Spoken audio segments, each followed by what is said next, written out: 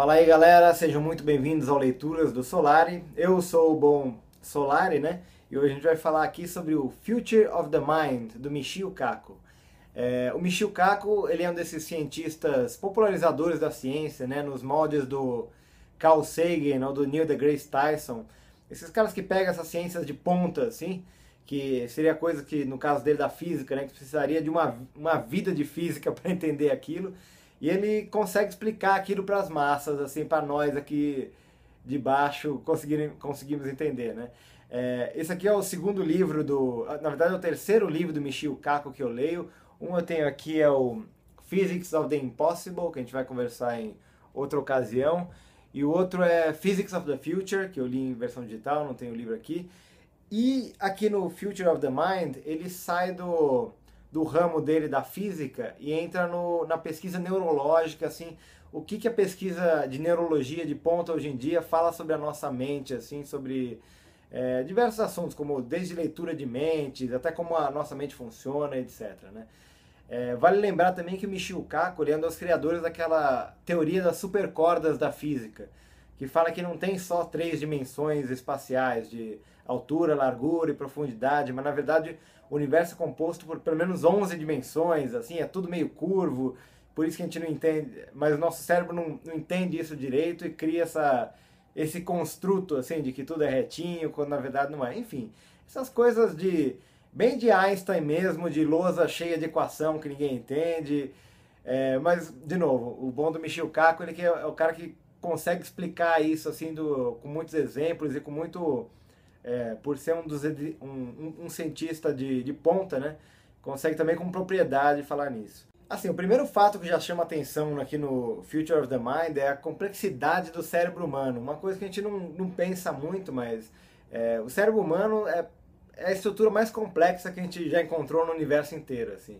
Existe a mesma quantidade de neurônios na tua cabeça que estrelas na galáxia, na Via Láctea inteira.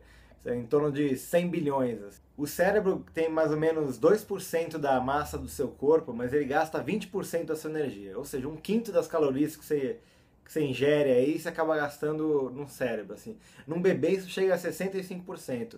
Porque tá fazendo processamentos ali, sinapses o tempo todo. Né? E o livro aqui ele aborda umas questões muito interessantes sobre a natureza da identidade. Assim, né? Quando os neurologistas começam a estudar o cérebro, assim, o que é o eu, assim, né? O que a gente entende por eu, né? Segundo Michio Kaku, isso também seria uma ilusão, né? Que na verdade o nosso cérebro é dividido, a gente já deve ter ouvido essa história de que o cérebro é dividido no hemisfério direito, que é mais lógico, e eu acho que é o direito que é mais lógico, enfim, e o esquerdo que é mais holístico, enfim, é o engenheiro e o artista aqui que a gente tem na nossa cabeça, né? E ele vai até mais longe que isso no livro, falando que algumas pesquisas conseguem falar com um lado do cérebro, com o lado esquerdo do cérebro, sem que o lado direito perceba, sem que o eu da pessoa perceba.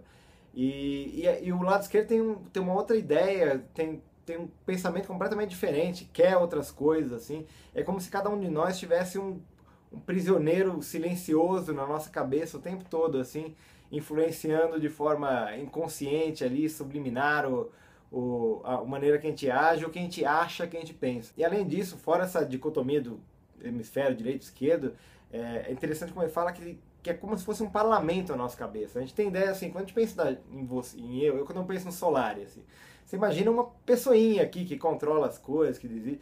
O Michio Kaku fala que não, que na verdade é muito mais como um parlamento, assim, diversas vontades diferentes. Enfim, tem aquela vontadinha aqui que quer dormir mais, daí tem o partido dos que querem ir na academia, enfim. É como se fosse um monte de grupo, cada um com motivações, vontades políticas diferentes no seu cérebro. Agora, o livro começa a ficar assustador para mim, pelo menos. O Michio Kaku aqui ele é mais otimista, assim, né? Mas para mim ele começa a ficar assustador quando começa a falar de controle de mente. Algo que sai da ficção científica e que é muito possível, assim. A gente já, por exemplo, leitura de sonhos é algo que os cientistas conseguem fazer hoje, assim, colocar uns eletrodos lá na pessoa e fazer uma imagem assim aproximada do que ela está sonhando, assim, sabe? Digamos, se a pessoa está sonhando com uma casa, uma coisa assim, você consegue ver tipo um vulto de casa, assim, mas segundo o Michio Kaku, pelo menos, é só uma questão de tempo, a tecnologia chegar, você conseguir ter imagens nítidas do que uma pessoa está sonhando, assim. Uns casos muito loucos de cientista que consegue se comunicar com alguém que está sonhando, assim, eles mandam uma mensagenzinha, a pessoa responde por dentro do sonho, enfim. E o que é assustador para mim disso, né, que entra numa coisa distópica, assim, de leitura de mente, que, assim, no mundo pós-Snowden que a gente está hoje, você confiaria em algum governo tendo poder de ler a mente das pessoas? É algo que a gente pensa ainda com ficção científica, mas pensa nas implicações disso, assim, na mão de um tirano, assim, né? Poderia condenar as pessoas por ter pensamentos subversivos antes de elas fazerem qualquer coisa, assim.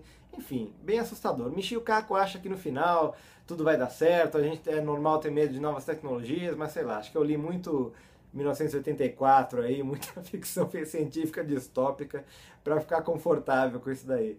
Assim, o que eu mais gostei no final de ler o Future of the Mind foi que ele traz de novo essa sensação de deslumbramento da gente pensar no nosso cérebro, né? A gente tem uma Ferrari na cabeça aí, cada um de nós, uma das coisas, um dos objetos mais complexos do universo até onde a gente conhece ele. E é uma pena que a gente desperdiça ele fazendo tanta besteira, né? Não sei, morgando na frente da TV ou fazendo não sei o quê. Então é bom a gente pensar realmente que se a gente tem essa Ferrari na cabeça aqui, vamos botar ela para usar também, né? Já eu queria falar também que nesse fim de semana aí teve a Fast Comics, foi bem legal aí conversar sobre as crônicas do Cascavel, que estava lá com ele. Que o Cascavel, quero agradecer todo mundo que passou, comprou o livro, ou deu uma olhada, ou levou um cartãozinho para ver depois no site. Muito obrigado aí, gente, fiquei muito contente aí de conversar com vocês.